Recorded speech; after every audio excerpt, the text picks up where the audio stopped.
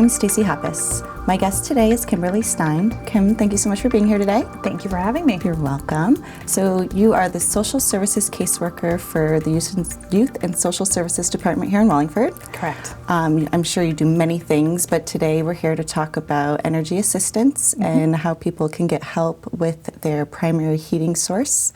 So why don't we talk a little bit about what they should do when they're in need of help. So this is actually the best time of year, if you want to say best time of year, but Right. if you are in need of assistance with your heat source, this is the best time of year. There's so many programs available for you. The main one, the one that we refer the most people to and say is the first step you should take when seeking out assistance for your heat source, is the state's energy assistance program. It's heating season right now, so the program is in full swing. And the state contracts out to community action agencies to take care of local towns. So the agency, the community action agency that covers the Wallingford area, is New Opportunities of Greater Meriden. Forever they were, well, for a long time they were located on Cambridge Street in Meriden, but they recently moved. So they are now located on 55 West Main Street in Meriden. They moved in October of 2019. So that's a little something new because they do take walk-ins. So if you're looking to walk in, just don't go to Cambridge Street. Go to the new location. New location, they're in full swing at that new location. And then now you said state assistance, so this is all through the state, and they would call them and make an appointment? Or? Yep, they can call them. Their telephone number is 203-235-0278. To get an appointment right now, since we're in the middle, like the heat of heating season, they may not have appointments for a while. And they do prioritize deliverable fuels. So if you heat with gas or electric, your appointment date might be later on in the heating season. And then someone gets oil or things like that. Correct. Oil, propane, pellets, kerosene, those are what are considered deliverable fuels. So they do take walk-ins. Also, if you find getting to Meriden is a hardship for you, the Spanish community of Wallingford, also known as SCOW, they are a local location where a representative of New Opportunities comes and takes applications. And that is a service SCOW provides for all of Wallingford, any Wallingford resident. And they're on Washington Street? They're on Washington Street. And also if you're a senior, if you're 60 and over, you can call the Senior Center, also located on Washington Street. They're basically like right next to each other. And you can go there, call their number for an appointment. And theirs are appointments, so you would have to call ahead and make an appointment. Yeah, I don't advise you to just walk in. You're going to have to, because the representative from New Opportunities only goes there one day a week, each location. So you want to have an appointment for those. And then I'm assuming that at SCOW they have bilingual, so anyone speaking Spanish or anything like that, they can help them. Yes, same as in Meriden. Meriden, they have bilingual caseworkers there as well. Fantastic. And now you had said primary heating source only. So if someone is using oil for their heat, but they have electric, they're not going to help them with their electric bills. It's just their oil bills. Correct. So New Opportunities and the State's Energy Assistance Program, CEAP, SEEP is the acronym that we use. That is only for your primary heat source. So a lot of times we'll get a call from someone and they say, well, I have an oil furnace, but I need electric to work the oil furnace. So your primary heat source in that case is oil. And there you would be able to apply for energy assistance for that heat source. Electric would be your non-heat utility in that case. So there may still be programs available to you that we can talk about later. But for the State's Energy Assistance Program at New Opportunities or SCOW or the Senior Center, that is specifically for your heat source. If say your heat is included in your rent, you have a primary heat source, but you don't get an individual bill. Energy assistance does apply to that as well. There are separate income eligibilities for that. You have to meet certain thresholds, but you are still eligible for receiving a benefit through them. Nice. So we've talked about where to go and how to get it. Now, what are some of the guidelines that people should know in order to receive the assistance? So in terms of eligibility, you do need to be a Connecticut resident. Okay. You need to be an American citizen or a qualified alien. Yeah. For those who heat with a utility, meaning Eversource Gas or Wallingford Electric, the bill does need to be in the name of someone of majority status in the household. So it does need to be an adult in the household. Right. You will not be eligible to apply if the bill is in the name of someone who doesn't live in your household. Right. Okay. And then there are income guidelines.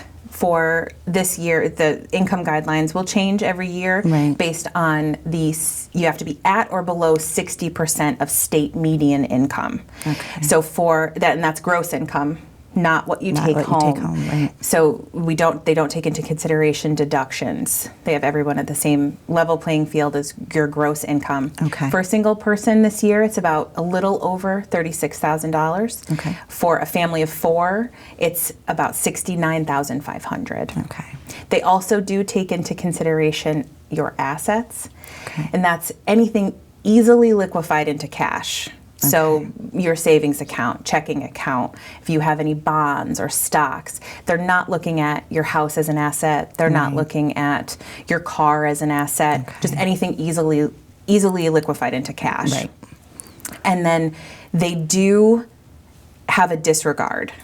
So for renters, it's $12,000. Okay. For homeowners, it's $15,000. And what that means is, say you have $16,000 in your bank account and you're a homeowner. Right. They disregard $15,000 of that. They're not counting that as income. Anything above and beyond that, in that case, $1,000, would be added towards your income to determine eligibility. Okay, so that makes your income eligibility easier to come by. Correct, yeah. Right. So they know that you're going to need, most people will need some kind of savings so that they don't count that against you. Well, that's good.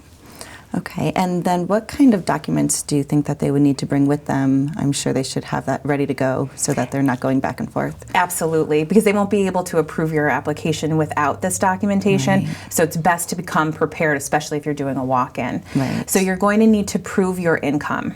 And income, it means anything. It means employment, child support that you receive for any children, if you have Social Security or Social Security disability.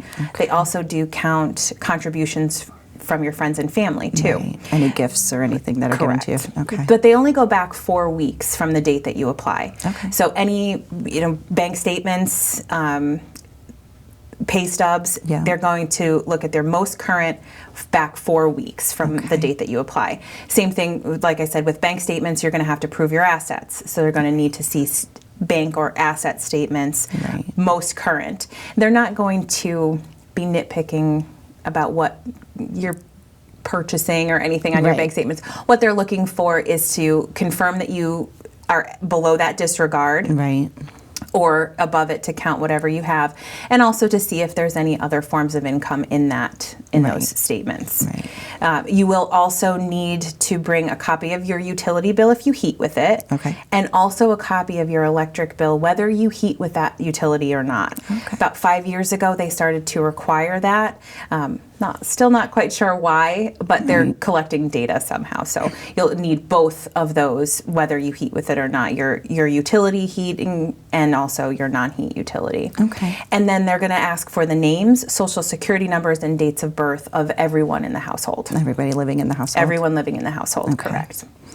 All right, and then so their maximums or ranges, is there a maximum that they could get for, or is it all depending on their income?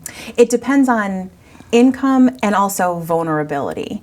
So the state defines a vulnerable household as a household that has a member in there that is under the age of 6, disabled, or 60 or above.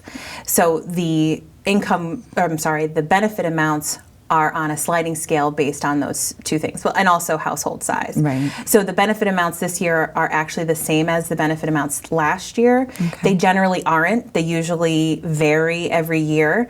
But for this heating season, they range from $340 to $725. Okay. And then if you are a deliverable fuel heated household, then you are also eligible for additional benefits after that. So the $340 to $725 is what they call your basic benefit, and then you're eligible for, if you're a deliverable heated household, you're eligible for what's called a crisis benefit. Okay. And that is an additional $350 to $710. Okay. And that's a range, like I said, based on household size, income, and vulnerability. Right.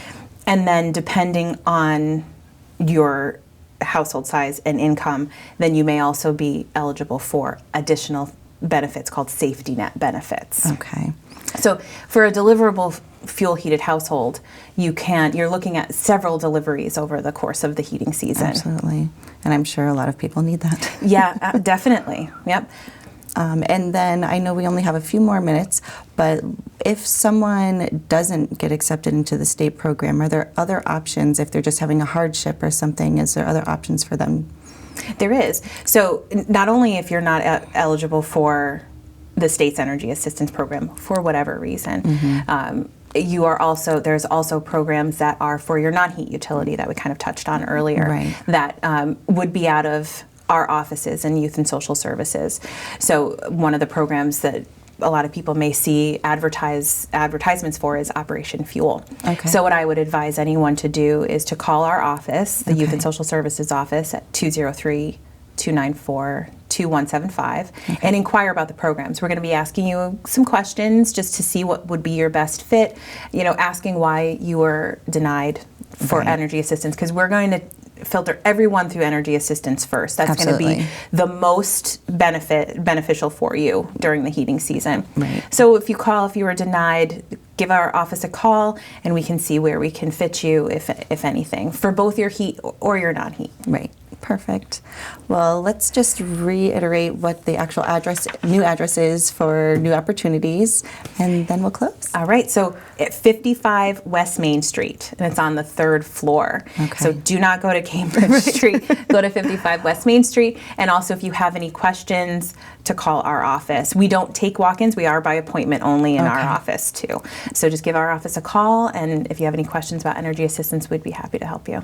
Awesome. Well, thank you so much for being here today. Thank you so much for having me. It's a lot of great information, especially it's getting colder and colder as we get there. Yes, very true. All right. And does it end at any point, or they can get this assistance at any time? No. So for a deliverable fuel heated household, it's the middle of March. March 15th is going to be your last date. But if you're a utility heated household, you can apply through May. Okay. Fantastic. Thank you again for coming. Thank you. All right. Once again, I'm Stacey Hoppus, and I'll be seeing you around town.